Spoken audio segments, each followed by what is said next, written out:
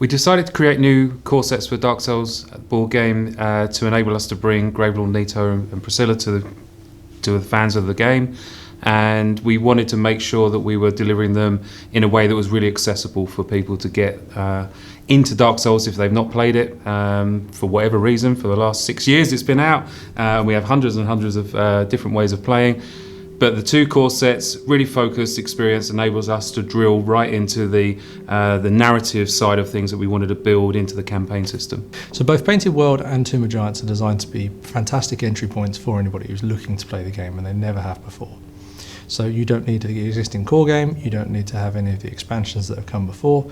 You can obviously get those things and expand your experience with extra characters, with extra bosses, with extra equipment and so on, but they're not mandatory. These are brand new starter sets that someone can really just pick up and run with.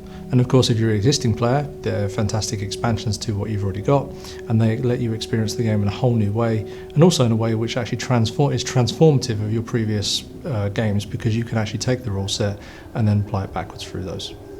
One of the best things about these new expansions that I really enjoy is how much they are really evocative of the original video game, or video games, I should say, playing through those. It's something where we learned very much from doing Darkroot Basin and also Old Iron Keep, where we really looked about how can we make this experience feel exactly like the video game? How can we really drill into this experience and make it feel very, very evocative for the fans who love these games? And by looking at the bosses, by looking at the individual enemies, by looking at events, by looking at the encounters and the flavour text, this is something where these really do bleed that level of detail and that sentiment, which I think is really, really exciting for fans. So there's quite a few different changes in the rulebooks. Obviously, one of the key things we wanted to do was to look at the rule set and just polish and streamline and rough off a few of smooth off a few of the rough edges that are in there, make things a bit clearer for some people. But in terms of qualitative changes we saw, one of the key things that comes to mind obviously is the defense roll. So we compounded the two together, so your roll is now that. You now make a single defense roll, which is a dice pool made up of your dodging ability and your armor's ability to soak damage.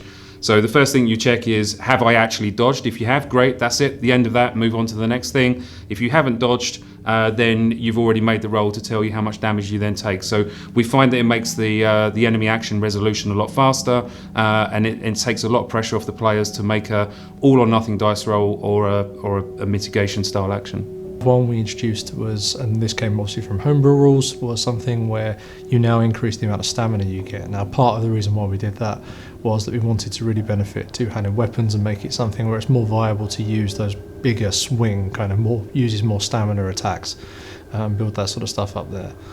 There's a few other bits and pieces changes. Another one, for example, would be when during a player's turn or during another player's turn, you get to move your own character around. Now, one of the things we definitely wanted people not to do is have too much downtime sitting at the table. We want to increase the amount of strategic choices that players had, even when it wasn't their turn. We also wanted to give them more opportunity to move out of the way of boss attacks. Your reward for remembering how a boss attacks in its attack pattern, oftentimes in the original version of the game was, well, I know it's going to hit here, I can't avoid it, I'm going to get hit anyway. So one of the reasons we wanted to change that was to give players more agency to be able to prepare themselves. So the campaign system was really something that we wanted to work on and was a real passion project. The original campaign system for the first Dark Souls game that we worked on really captured the sense of pressure and grind and you had to cut the challenge, but it didn't really evoke the world and the narrative. So we wanted to make sure that when you're playing Dark Souls, the board game, you feel as if you are part of the story, part of the world. So the campaign system really revolves around narrative-driven events. So you have these events that happen that add different flavors to the encounters that you're having. We wanted to have encounters that were more than just fighting enemies, that there are other ways to win them, and we wanted to make sure that we were able to provide the players with lots of different challenges. So less grind, more flavor, more narrative, more cool things happening, still the same solid Dark Souls experience. So one of the best things about the Dark Souls board game, in my opinion, on any of our games, but certainly very much true for Dark Souls, is that it's obviously got this incredibly devoted and very loyal following. Because over the years since they discovered Dark Souls, whether that be the Kickstarter, whether that be from picking it up since then, there's a whole bunch of homebrew rules out there that are built to really distill the essence of their favourite game onto the tabletop, even more so than is already in the game. And we knew when we looked at a new rule set, we wanted to also use some of that as well to actually build into what we were doing. So we reached out to a few of the different sort of more prominent members of the community, sort of chatted to them, went through what the various different homebrew rules that were out there were, talked a little bit about what they were trying to achieve, the different types of what other options there might be, that sort of stuff, sort of worked for a few bits and pieces and really came to any solutions we had based on that. So I'm really excited to see some of the new miniatures that have come out since in these new box sets. Obviously in the Tomb of Giants we have a host of different skeletal creatures, so we have the skeleton beast, skeleton archers, skeleton warriors, and then the giant skeletons, which are possibly the most terrifying Dark Souls enemies I think I've faced, just in terms of the surprising amount of damage output they can give, which is really cool. Obviously, all the way up to the Black Knight and Gravelord Nito. And I love the flavour in Painted Worlds as well, because obviously in there we've got the Crow Demons, which are really cool, the Engorged Zombies, the Bone Wheel Skeletons. There's a whole bunch of new stuff that I'm very excited about. So for the two new core sets, we have used the player characters from one of the previous expansions. That enables people who are new to Dark Souls, the board game, to get in and playing with new characters. So the player characters are all different from the original core set. Obviously the final bosses and all of their minions are brand new miniatures as well. So yes, everything that you're seeing in the new core sets are brand new. Although if you have the player character expansion, then you will be seeing the same characters again. One of the great things, although there are only three players in the box, the game scales to 4 players. So if you have another core set or the character expansion, it's incredibly easy to add a new character in and play 4-player, and the game scales and provides you with the appropriate amount of challenge. Campaign is probably my favourite part of the new sets. I really like the way that the new encounters system actually works, especially. That's a really important thing for me. Mostly because it drives a different way of playing the game that forces players to approach how they think about different encounters, how they approach facing their different enemies. It's not always kill, kill, kill. You need to move on, start doing different things. Whether that be to go get a torch and take it to a shrine somewhere, whether that be to survive a certain number of turns.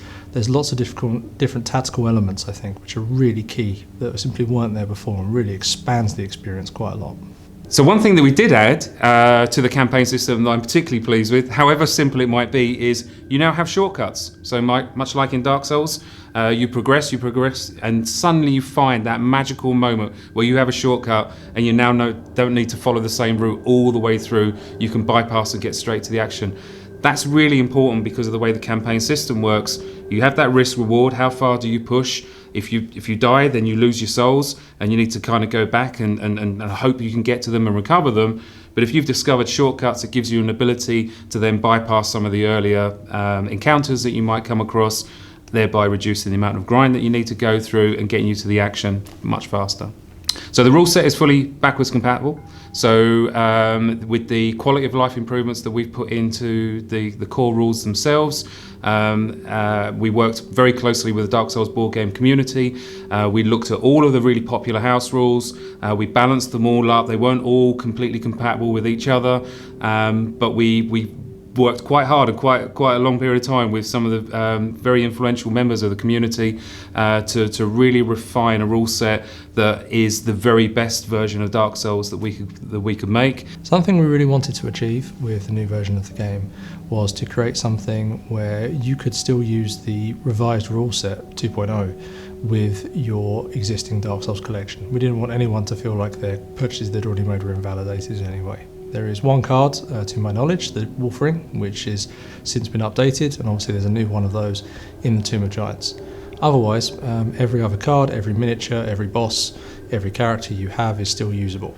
And the rules that you can, the sort of revised rule set you can still use going forward, just simply that will happily fit into any of your existing games. So which is my favourite? It's a hard question. It's like choosing between your children, although I do like my son. I don't know. I like Gravelord Nito. I think from a painter's perspective, I'm really looking forward to painting him up with all of his undead gribblies. But that being said, yeah, the other set. It's 51, 40, 49. I'm not going to tell you which way. If I had to pick between the two, I'd say Painted World is my favourite. I mean, obviously I love both, but there's something so thematically bleak about the Painted World which I really, really enjoy, all the way from just the setup for the various different encounters in terms of the actual descriptions leading into them, and this idea that you're going across this sort of forsaken landscape to get to one end of it. I also quite enjoy the particularly type of enemies you see in there as well. They're super fun to encounter. They force very interesting tactical decisions. We may or may not be working on a couple of new core sets, so I don't know how much I can say, but the answer is yes. I mean, I'd be interested in your shoes because they look really cool, but I don't think that's part of the You interview. can just see the top of them. Yeah. I mean, I want those, kind of. So these shoes are really important things in Dark Souls. They let you run through the dungeon really, really quickly. I thoroughly recommend them. They're the most comfortable shoes I've ever owned. you just rotate them. How many feet have you got? Exactly. Do I haven't got 6 They feet. make it feel like you're walking bare feet. Yes, Nice. which is why I like them. What else feels like walking in bare feet?